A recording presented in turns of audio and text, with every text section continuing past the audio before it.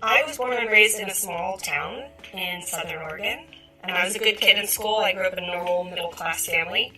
I got great grades. I was really active in sports, and I even graduated a year early. I was accepted into Oregon State University, and I had my dorm room already assigned, and I was really excited to move up to Corvallis. But that summer I got pregnant by my boyfriend, and I had to make a real tough decision whether I was going to keep my baby and unenroll from university or get an abortion and keep it all a secret. And that was a really tough summer for me. After I had the baby, I had some friends that had gone up to U of O to go to college, and they had an extra room in one of their apartments. It was at that time that I met a boy or a guy who pretended to take interest in me. I really thought he liked me, and we got along really well. He was really funny and charming, and he had a nice car, and he always picked up the tab. He had nice clothes. And he told me he was a record producer, that he had a band up in Portland, and that's why he frequently went out of town. There's a saying that says when you take a child by the hand, you take the mother by the heart. And I really think that's what happened for me, because I had this new little girl and this man who showed this desperate attention towards her, like he wanted to really help make this family that I really wanted for my daughter. And he invited me to move in with him after about 6 months of dating, and I was really excited. And I brought him down to Southern Oregon to meet my family, and everything seemed fine until we arrived in Las Vegas. Welcome to Agree or Disagree, the podcast. My name is Kevin Olenek. You can add me as a friend on Facebook, Kevin Olenek. Like Agree or Disagree, the podcast as well on Facebook. Follow me on Twitter at KEVOLE, Spreaker.com, KEVOLE. You can also subscribe on iTunes, Agree or Disagree, the podcast, and subscribe on YouTube, Kevin Olenek. Our topic today is sex trafficking. This is not a topic that gets a lot of conversation. Not on the kitchen table, not at the restaurant with your friends, not at parties, not at work as you're at the water cooler. And maybe it's because we assume, because we live in well-to-do North America, that it doesn't happen here. It couldn't possibly happen in a city like Calgary, Alberta, as an example. But it does. It also couldn't possibly happen in a city like Vancouver B.C, but it does. It also may happen in a city like Las Vegas, even though we may not realize. The story that we've started with is a story from Rebecca Bender. And let's just hear a little bit more of that story. He said we were moving there because that was the entertainment capital of the world, and being a record producer and having a band, that's where they were going to get the most gigs and the most jobs, and that's where his job was leading him. So I desperately wanted to go with him, to be with him, and to start this family that he promised me. He pulled up to an escort service, and he said, "This is how it works in Vegas. I've spent a lot of money to get you here. I put first and last on an apartment. I filled your fridge up with food. You're going to need to earn that money back."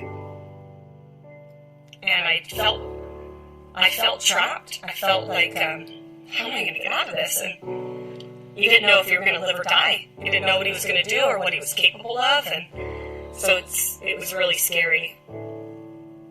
I can remember just running through the casino thinking, like, these people don't even have a clue what's going on. They're just, cha-ching, cha-ching, Las Vegas, yay! And they're doing all this stuff, and I'm running for my life. I'm running from a man that has forced me into doing things that I didn't want to do. When you have a trafficker that's waiting at home with your child and says, if you don't bring home $1,500, you're going to find your daughter out on the corner, I think I was probably more frightened to go home than I was to be in the room. Because if you got robbed, it was your fault for being stupid. If you got raped, it was your fault for not watching your back. Anything that happened to you was typically your fault, and you incurred more punishment for allowing those things to happen to you. So it made you always walk in fear of your trafficker.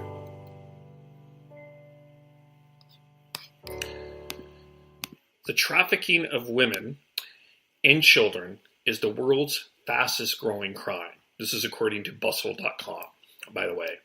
There are an estimated 24.9 million people trapped in forced labor via human trafficking worldwide. And the majority of victims are women and girls. Our guest today is going to help bring the darkness into the light. Let's talk about the Joy Smith Foundation, who works to ensure that every Canadian man, woman, and child is safe from manipulation, force, or abuse of power, designed to lure and exploit them into the sex trade or forced labor. As an educator, Stephanie Anderson is passionate about empowering our nation's youth. When one of Stephanie's former students was charged for trafficking adolescents in her small town, Stephanie felt compelled to join the Joy Smith Foundation to combat the issue. Now it is her joy and privilege to serve our Alberta youth by training them as well as adults through the Joy Smith Foundation workshops across the province of Alberta. And she joins us today from Calgary on Agree or Disagree the podcast. And how are you today? Wonderful. But I'll tell you, hearing Rebecca's story, it doesn't matter how many stories I hear. It always hits me hard in the heart. And that's what keeps me going with this topic, because there's so many people that just have no idea that this is happening behind closed doors in our own backyards. Yeah, and it's interesting because as we are recording this right now, our eyes and ears are glued to the testimonies of Brett Kavanaugh and Christine Bailey Ford and the discussion around sexual violation in that end, and the Me Too movement. Mm-hmm. And I'm not trying, this question is not to hijack from that. Right. But, and I don't think that it is, because I think that this is, in a sense, where does this fit? I guess is my question. And I don't know if that's a stupid question or not, but I felt like I needed to start there. Absolutely. So, I have to just start by saying there are some myths about human trafficking. We like to think, first of all, that it happens on the other side of the world. It doesn't happen here. And if it does happen here, it's got to be to impoverished people. It has to be to immigrants. It has to be to kids that have had sexual abuse. And that there is some truth to that. But the fact is, predators are now going for even our middle class, for upper class. It doesn't matter. But the truth is, when it comes back to the Me Too movement, there's a culture shift that needs to happen. There has to be a different view of our genders as people. So when we're talking about, these women, a lot of women, I know guys also have been victimized too, but the large majority are girls that are represented in human trafficking cases. And a lot of them had a past of sexual abuse. What ends up happening is that predators, they almost have the sense of a person who has been violated. They're actually preying on people that are vulnerable and easy to exploit. And so sexual abuse is definitely one of those open doors for them to walk through and to exploit. Yeah. But there's that sense of desperation from some as well. And I this is not the same, but I remember when I was scammed that there was a form of desperation when I fell for the scam, that I needed something. Right. Is that same sort of desperation there? There's a sense that, and a hope without that the person that they're meeting can provide for them? Oh, absolutely. I remember there was an interview done with a trafficker from Canada, and at the time he was on trial, so they couldn't reveal his identity, but they interviewed him, and he was actually cocky and laughing about how he approaches girls and how he was proud of the fact that he plays up that whole Romeo. They call them Romeo traffickers, but he played up that whole Romeo appeal of, I am going to give you the white picket fence. I am going to build the life you've always wanted. We're going to settle down. We're going to have kids. And they literally, they make you feel so loved, so cherished, so special. And just like Rebecca shared in her story at the beginning, you had no idea. Like, she introduced her predator to her family, and no one even saw through it. And so they really build you up this trust of, we're going to have the dream life together. But all of a sudden the income ends or the dream ends, and now you owe them. And you've got to earn your way back, and this is how you're going to do it.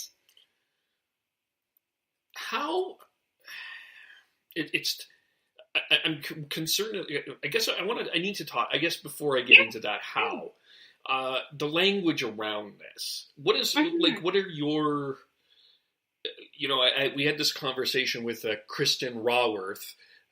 Talked about, she came forward about Kent Hare or Rayworth. Sorry, she came forward about her. About Kent Hare, and she's been doing a lot of dialoguing with people in terms of education and all of that. And when we talk a lot about language, in this context, what is the language you prefer that we use? I'm not trying to say that we need to be politically correct, but I do think it's important to design that here. Absolutely. So when I first met Joyce Smith, I was talking to her and I used the word pimp. And she became very adamant right away. She said, Stephanie, pimp is an industry term. We use trafficker because it's a criminal term. We're referring to someone who knows full well what they are doing. They're exploiting someone that's vulnerable. They're manipulating them. They're coercing them. And so it's criminal what they're doing. It's not just a job. And that's why I'm very cautious that I use the word trafficker. And we tend to refer to our girls as survivors because we don't want them to see themselves as victims for the rest of their lives. If they come out of this, we want them to know there's so much more. There's a reason why they survived, and there's more to live for. So those are that's a great question. Those are terms that we cautiously use when we're talking about this whole issue. Okay, so for someone that is meeting someone that could be a trafficker, yes, how? It's the simple question, and it sounds so silly, but how do you know? Like how? Right. How do you know? How could Rebecca have seen it coming? Is that what you're... and I'm not asking that in the sense of like this is her fault. Absolutely. I'm not asking, that's not the intent of how I'm asking that question. But there is, like, when someone is presenting an idea, like what you're telling me is there's nothing wrong with the idea of having a family. You have a family. There's many of us that will be listening have a family. There's absolutely nothing wrong with what is being presented here. So, yeah. So I think, let me back up for a second. So there's two types of traffickers. There's the female and then there's the male traffickers. And the male traffickers usually pull the role of the Romeo. It's the easiest way for them to go. So whether they meet a girl at the mall or it could be at a sports or community center, it could be online. However they meet them, it's very much about, I am going to give you the dream life you've always wanted. They can meet your parents. That's all fine and dandy. But when there's like a secretive side to them, you don't know where all this money is coming from. They're traveling lots. I mean, those can be warning signs. But with female traffickers, it's a little bit different. It's, they're your friend. They're your girlfriend that you trust. And I think of, I'm going to call her Natasha. That's not her real name. But Natasha was in Vancouver, and it was her friend that said, hey, let's go to the Calgary Stampede. My boyfriend's there, and we can meet up with him. We'll have a great time. When they landed at the Calgary International Airport, The boyfriend of her friend was there, but so was a notorious trafficker. And Natasha recognized him and instantly panicked and thought, what's going on? I don't want to be affiliated with him. And so in that case, unfortunately, Natasha's girlfriend was the one that led her into that trap. Natasha was trafficked during the Calgary Stampede, and same thing as Rebecca shared, there's people all around having this great time, and they have no idea that you're literally fighting for your life to stay alive. So that was the case of a a female trafficker. They're very approachable. You'll start to divulge your secrets, your vulnerabilities, and then they introduce you to someone you think you can trust, or in Natasha's case, she knew right away this was bad news. But the Romeo is still the most typical type. And with that, the signs are you're getting lavish gifts. When it comes to teenage girls, I'm not sure why, but the trend recently has been, in Alberta specifically, a second cell phone. It's like this idea that I love you so much, we could just have our own inside conversations. I could get a hold of you whenever I want. And then all of a sudden, it's this success of having an older boyfriend and having access to a nice car, dinner and dates, and the brand names that are high-end, expensive. And so it's almost too good to be true. And those are some of the warning signs, if that helps clarify that for you. Yeah, it does, because I think that's what I'm looking for is kind of the warning signs. What are, like, if you're a parent listening on this, what, and going there, what are some good questions to ask?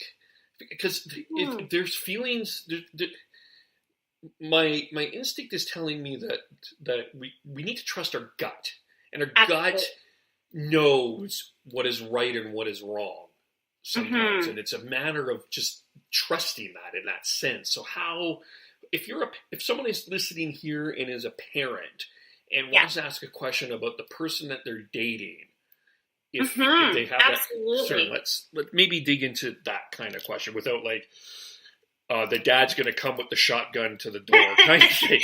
Yes. Okay, so you think about, like, when we were growing up, we had to go to a physical place to hang out. Mm-hmm. And so, I mean, my parents would be like, well, who are you going with? Where are you going? How long are you going to be gone for? But when our kids are going online, we're not asking them those questions. And the fact is, they're going somewhere with someone, and we don't realize what kind of conversations they're having. These predators will literally, they will go through social media profiles, and they're looking to see what high school kids are going to. And they will actually go and drive past schools and scout them out. One predator actually told, he was mentoring, shall we say, a fellow predator, and said, as they drove by a school, see those kids? Those are your potential ATMs. And so parents have to realize that, when your kids are online or they're texting and all that, it's not invasive to ask your kids, who are you talking to? Where are you going?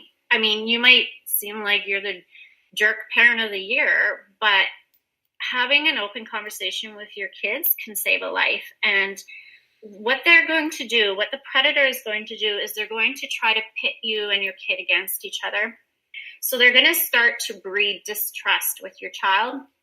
They're going to start to, if your child seems like they're a little more secretive, if they seem defensive and protective and almost addicted to being on the phone, texting with someone, lots of times there's a lie. I'm sleeping over at so-and-so's house. And then it's just as simple as a parent investigating. Is there actually a sleepover happening at that friend's house? Or are they out with that so-called boyfriend?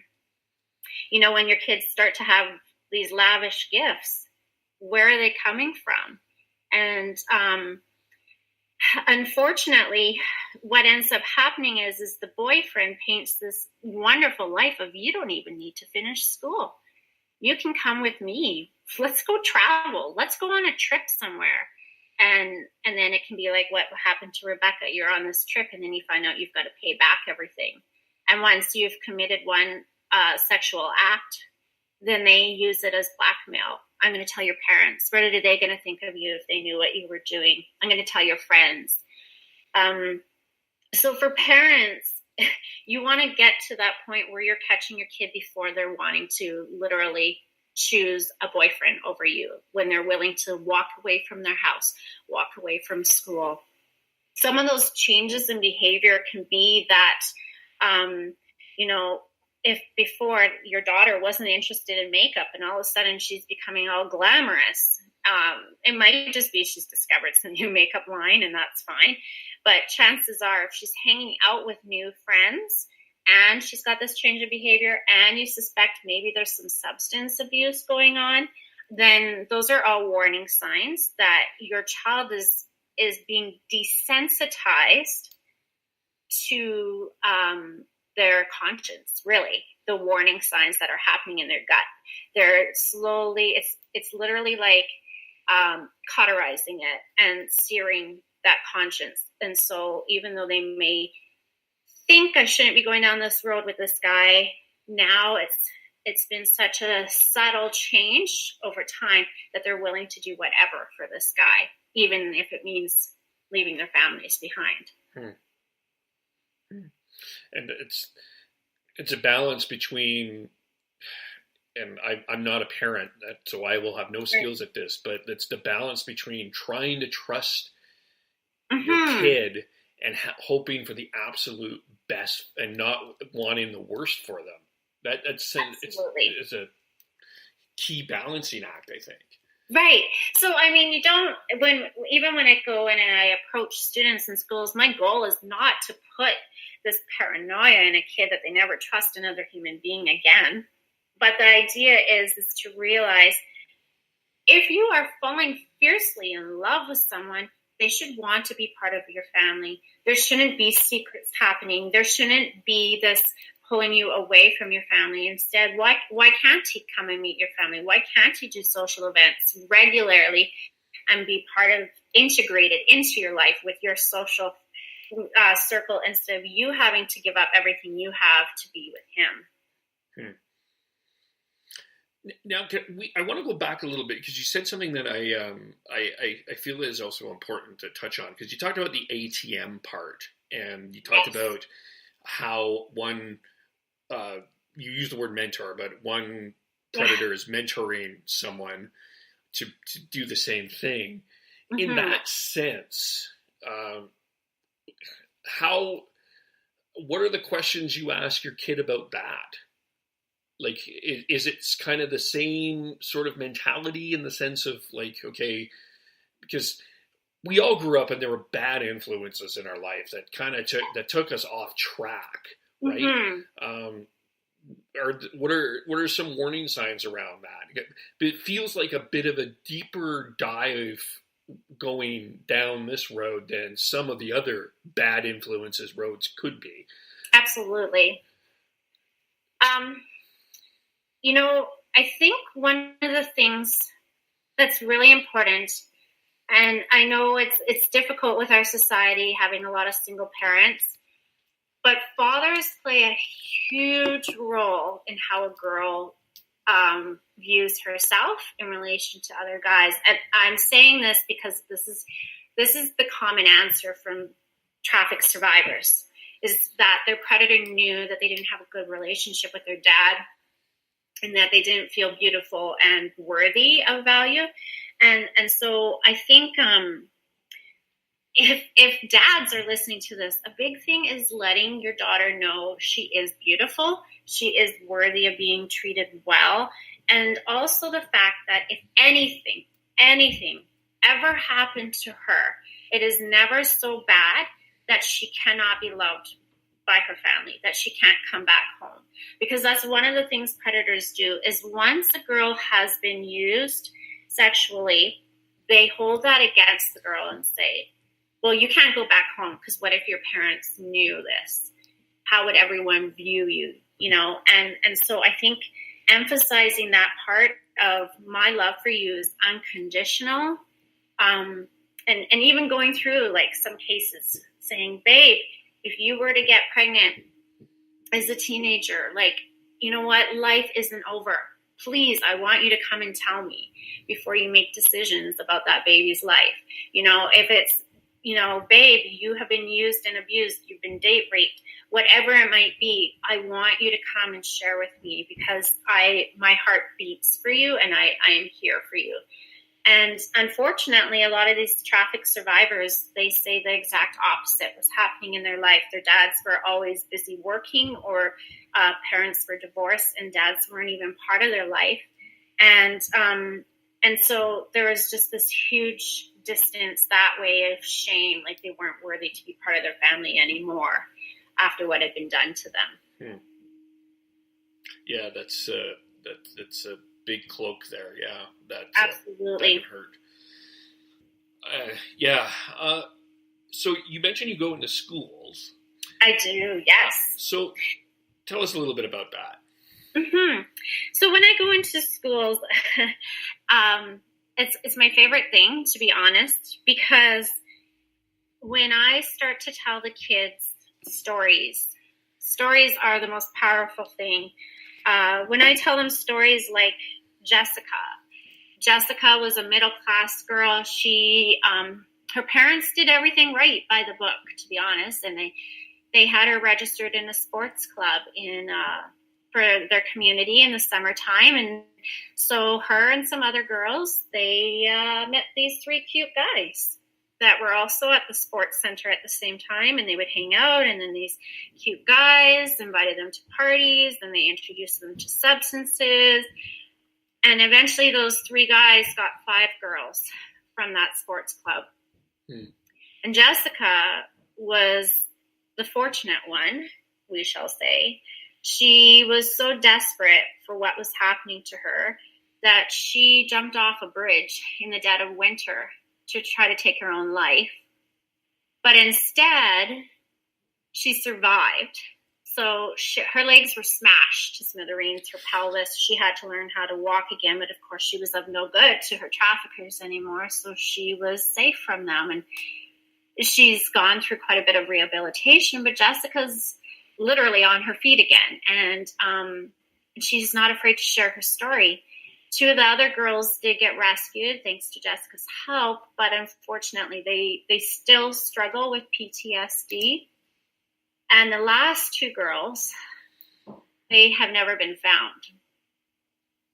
And when I share a story like this with the kids, the idea that this is a middle-class girl, it hits home. And, you know, as I start to share with them what a predator's looking for, what kind of victim they're looking for, the signs that maybe you're being groomed with, all of a sudden you're getting all these lovely gifts and stuff, the ways that they scare you into staying. When I share this with the kids, I am not joking when I say every time I have at least one girl come up to me, and she cannot even look me in the eyes because she is so ashamed. And she'll start asking me questions like, my boyfriend has me do stuff with his friends, and I know that he doesn't get money, but instead he gets, you know, free beer or whatever. Am I being used? And, you know, questions like that. I think this guy is actually trying to groom me. Like, when I come to these schools, this is life and death. We don't realize that this is where these girls are going if they're not protected. And I shouldn't just say girls, because there's also boys as well. But that is the most powerful thing, is being frontline with these kids, because you can talk all you want to talk. You can do the whole bureaucratic thing. But if you're not right there talking to these kids and sharing the word, protecting them, then there's more that has to be done with rehabilitation than there is if you can just protect a kid in the first place. Yeah. So with that, I mean, that's obviously impacting the kids. What about your conversations with the teachers, counselors, principals, other support staff in the school? How does that work? Yes, and so a large part of it is giving the staff the signs when they're seeing. I mean, you're with kids every day. I'm a teacher, and so when you start to see major behavior changing in your students, it's really helpful to know what could be that trigger, what could be going on, what avenue do I need to go down. So an example that is here in High River, we have an RCMP officer, she's a school liaison worker, and she was in the high school and noticed some behavior change. So girls that normally were outgoing were now some very sullen, depressed, wearing baggy clothing, involved with a rough crowd and doing drugs, dropping grades. You might just assume, okay, well, maybe they're addicted to a substance. Maybe they're depressed. You could assume that. But when she started pressing in and asking more questions, that's when she actually figured out that this was a case of human trafficking. And it ends up being that 5 girls came forward and pressed charges. And all it had been was an online ad asking for a babysitter here in a small town on a very busy residential street.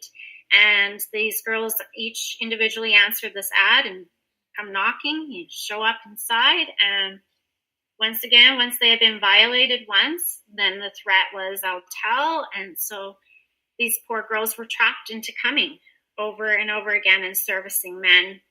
And so in this case, it was the school officer that was able to investigate this because of watching those warning signs and then being able to walk these girls through the whole legal process too of pressing charges.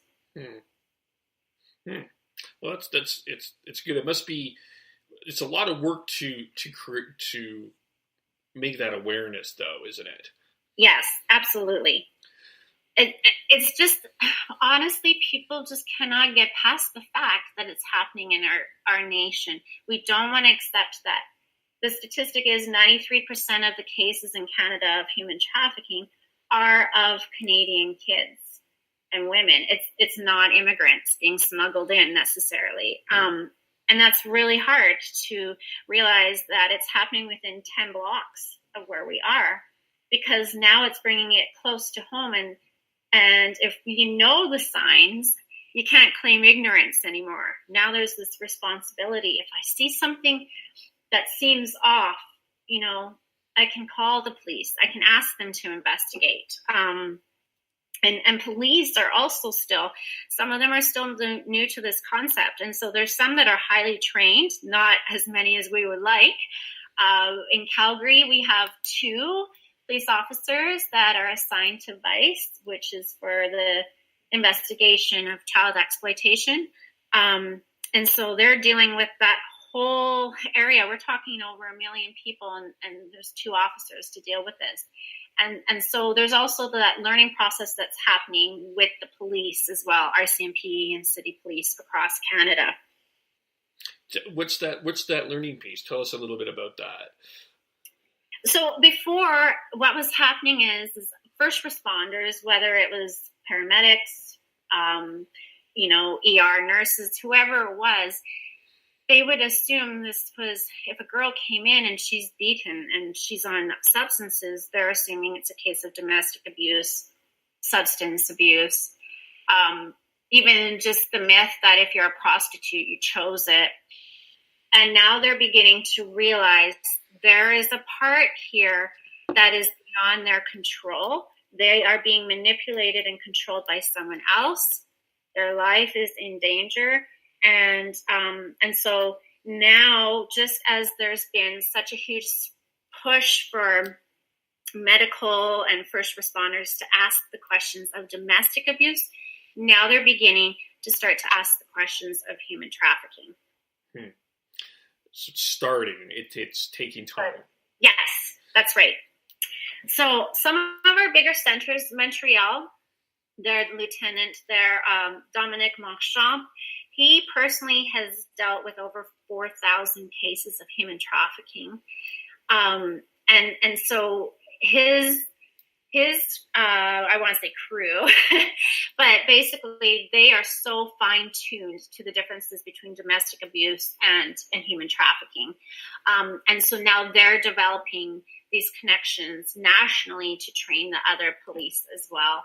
And one of the things that I do need to clarify why it is confusing is because a lot of these girls, the statistics are 85% of them think that their trafficker is their boyfriend or their husband. So they don't actually identify that loved one as a trafficker. They wouldn't actually say he's a pimp, he's a trafficker. And so that's also a hard part of it too, is not even enough charges are being laid because they don't view themselves as a human trafficking victim. There's a term for that. Is it there? There's Stockholm syndrome? What's that? The Stockholm syndrome? Yeah, something like that. Yeah, there's a term that like they don't recognize who they're with is their abuser. Their abuser. Yeah, absolutely. Yeah. So you talked a little bit about the education with the police.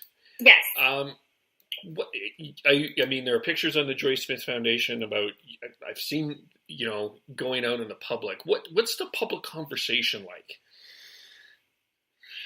The public conversation is, you know what, this is happening 10 blocks away from you. And we have an obligation, a responsibility as fellow human beings, as fellow Canadians, that if we see these warning signs, we can do something to protect these people that are in harm.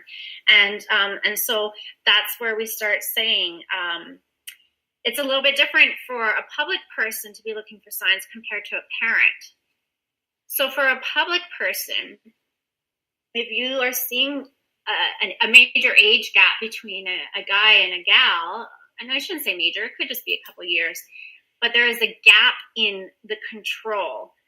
And it's clear who is in control. And the girl is scared if she's looking paranoid, over her shoulder, or skittish, looking down, inappropriately dressed for the weather, looking malnourished, because often these girls are introduced to substances to deal with the reality of being used over and over again. And then that also keeps them hooked and reliant on their traffickers. So these girls are going to look like they are addicts often.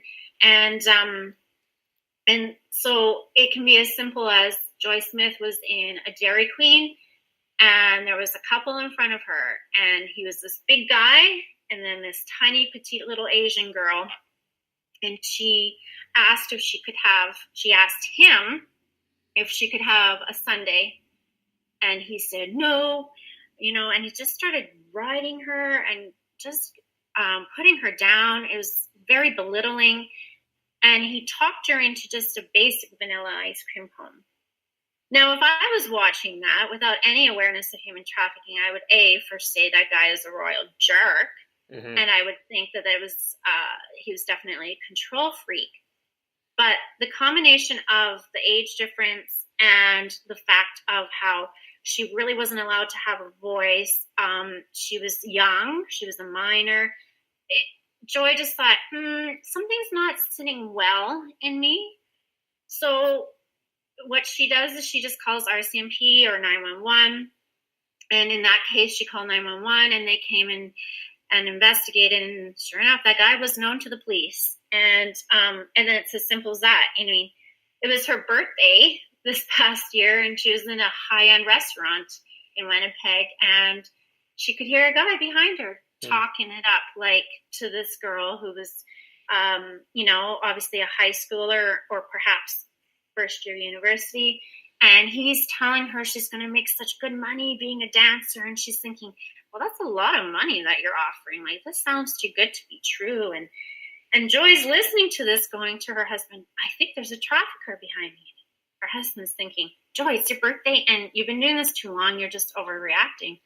So she actually took a picture with her phone, and she called RCMP, and she sent the picture to them, and they looked it up, and they said, "Yep, sure enough, he was known to the police," and so they were able to come down and secure the guy. And so, I mean, it's that awareness that there's a lure going on, there's control going on, and it sounds like, oh, is that too reactive to call the police in on anything?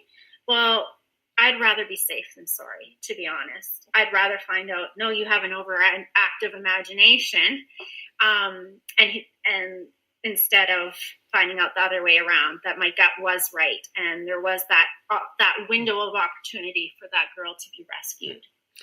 And obviously, although when I say obviously, someone may not think this, but there's such a danger in confronting someone without police support. Please do not.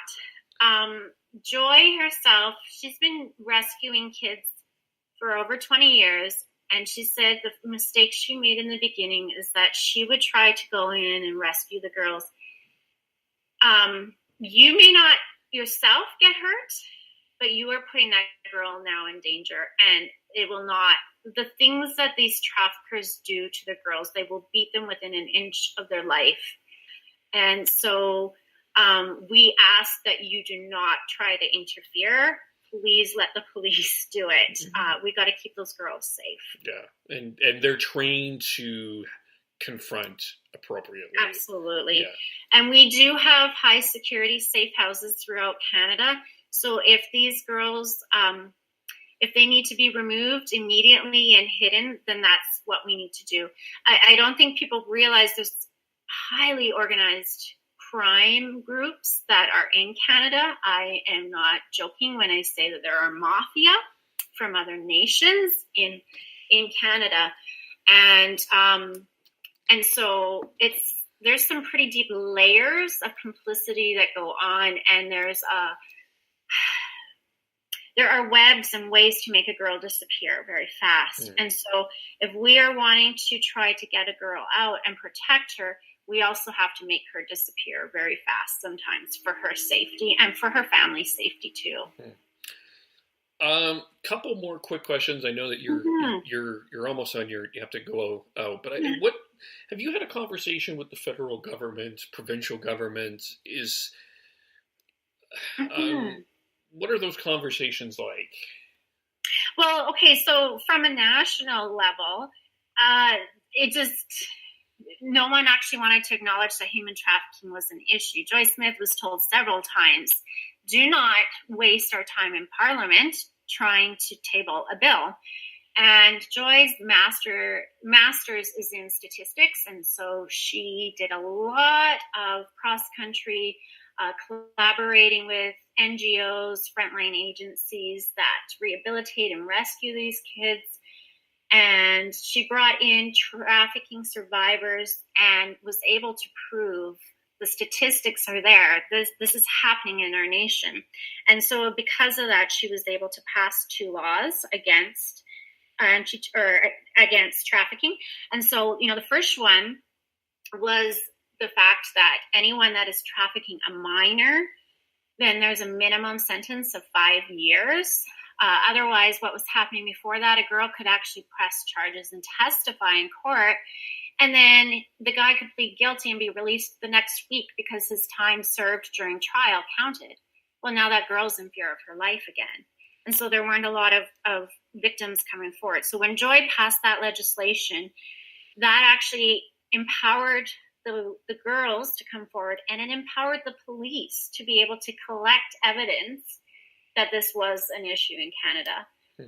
Now our other legislation is that it's called the long arm, that if Canadians are caught outside of Canada trafficking a person, then they can be brought back to Canada and charged as if they were on Canadian soil. We are also, Joy is currently, she consults with some of our MPs, like MP Arnold Viersen, and so that we can continue to press for studies and National Committee of Action for women's issues like human trafficking. So that's happening on the federal level. The provincial level, I know that we've actually been working with our minister to try to assess what the need is for Alberta itself. And there's a committee called ACT, and they have been assigned by the provincial government to collect the data that we need. And so that's the conversations being had. We recognize we need a national hotline. We recognize that ideally we need to have a center for human trafficking where we can rehabilitate and treat victims and get them back on their feet and transition them back into mainline society. Yeah, maybe, and let's talk about that. You talked a little bit about post-traumatic stress disorder, which obviously would happen, but what does it take? So honestly, this is a key part of what a trafficker does to keep a girl or a boy, is they literally try to break your human spirit so that you don't ask questions, you just do what you're told to do. You feel no different than essentially a beast or an animal, some of them say. And that's what their value is seen in. And so to come out of that, many of them, first of all, it's the trauma. So they have to go through counseling and coping skills. They have to be detoxed if they've been depending on substances. Then some of them have literally lost their adolescence. So they didn't get to finish education. They need to finish education. They don't have nutrition skills, budgeting skills. They don't know how to drive a car. All of those things that you learn as a teenager, they've missed that if they've been taken from their home. And so that's a key part of integrating them. And then giving them work skills, introducing them to the idea that they have a purpose, that they have competence and confidence outside of just being a body available, is incredible. We need to empower them that way and feel that they can stand on their own 2 feet, that they don't need to get trapped back into that lifestyle of relying on their predator. I imagine a lot of mentor support is needed as well. Absolutely. And where does that come from? Absolutely. So, the first step is always detox, and then safe houses where they can be counseled and they can walk through what they need to. Then the rehabilitation education compartment, and then if transitioning them into mainstream life again. Just in generalization, how long does that process take? I mean, I know everybody's a bit individual, but is there an average that it takes, or that you guys have discovered, or? That is a really good question. And if I'm actually quite honest, the statistics, I don't have a number off the top of my head, and I don't want to make one up. But the majority of these girls end up going back into that world of trafficking. It's very, very hard to break their identity, that is all they're worth. The ones that do succeed are very successful. They channel what their pain was into helping others escape, into helping others get their education, or it might be advocating for them, giving them a public voice, walking others through court cases and all that. A lot of them become social workers or case workers, which is incredible to see. But it kind of seems to be one end of the spectrum or the other. It's not really a medium line. Yeah, and partially that's not, not to be cynical, but it's not surprising in a sense, because it's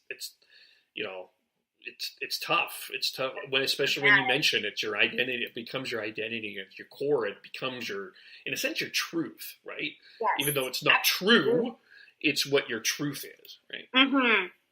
And when you have constantly been in fear of your life, you don't know what stranger's going to walk into that hotel room. You don't know what they're going to do to you. And, a lot of them have actually had weapons held on them. A lot of them have had their life threatened. They've been beaten so severely that the paranoia that's also there is real. And so how do you go back into walking downtown and not be on guard and, vigilant as PTSD tends to do. Yeah. Is there anything else we need to touch on? We've covered quite a bit. Mm-hmm. A large thing that I recommend, our Joy Smith Foundation, we don't earn a profit for what we do, but we are always producing relevant, fresh, all-Canadian resources. And our idea is we just want to get the word out. So we have a DVD that's all Canadian content. We have a book that is based on the true story of what Joy went through in legislation, also from the viewpoint of a teenage girl being trafficked, and from the viewpoint of the John, and how all three end up colliding. Their worlds end up colliding together. So it's a phenomenal read, and understanding the psychology of a victim, but also of a John. Because we didn't even talk about that component, the whole customer, yes. the demand that keeps the supply going. Yeah, let's touch on that a little bit. Yeah, it's... So really what they have found is the average age of our Johns in Canada tend to be 30 to 49 years old. And when I personally have gone in Calgary several times into areas, the strolls is what it used to be called. Now the girls are not visible. It's often done online, and they text where the John is supposed to meet them. But sometimes you'll see these Johns circling around and around and around the block, waiting for their signal that they can go and meet their girl. And I am very surprised. Like, these are some young, good-looking guys. They're in expensive trucks. And, you've got lawyers, doctors, you've got priests, you've got, people from all walks of life that are clients.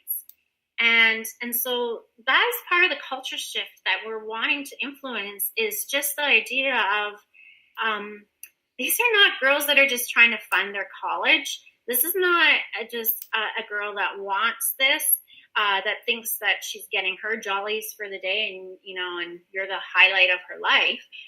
These are girls that are in fear. They are in constant fear. And so when Johns start to find that out, it's actually been quite alarming to them, and a lot of them reform.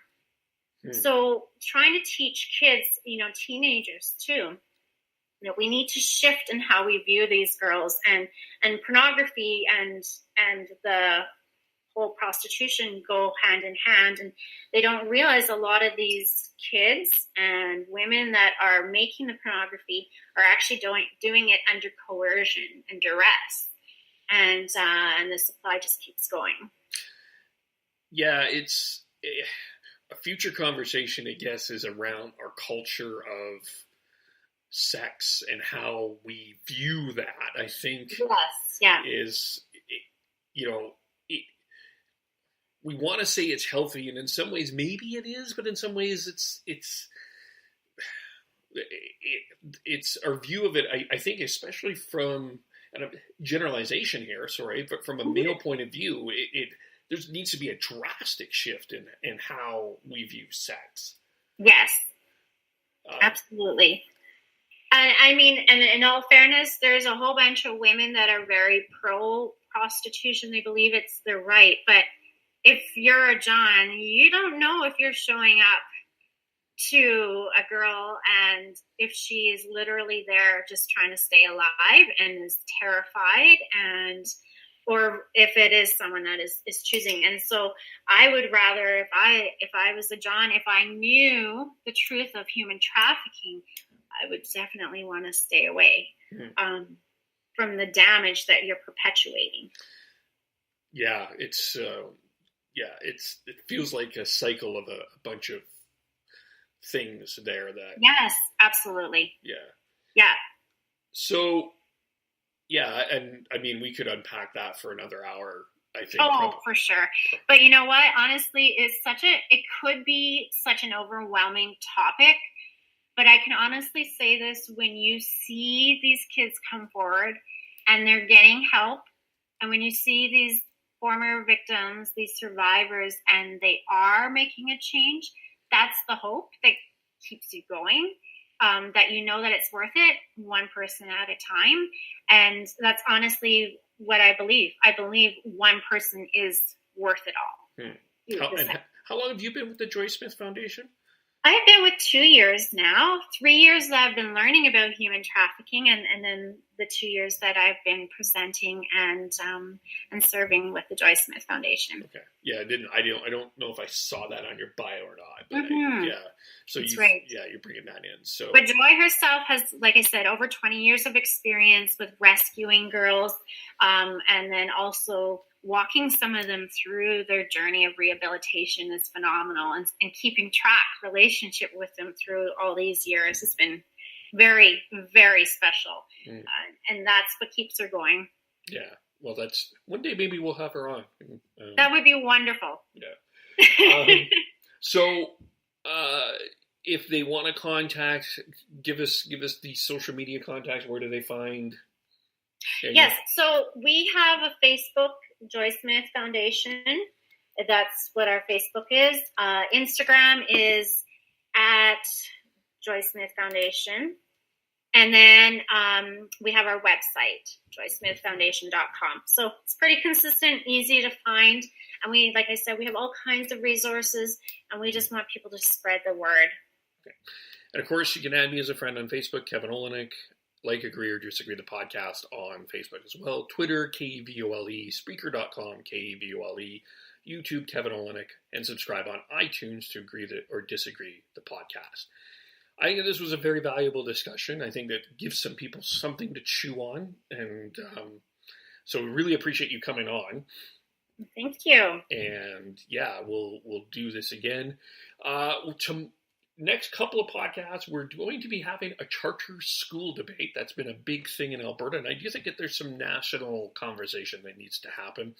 And we are also going to talk about the Christian church and Me Too. We have about 3 pastors that are going to come on and talk about that as well. So stay tuned for that for the next couple of podcasts. We'll also have actor Carolyn Bridget Kennedy joining us as well. Thanks for joining us, everyone. We will talk to you all very soon.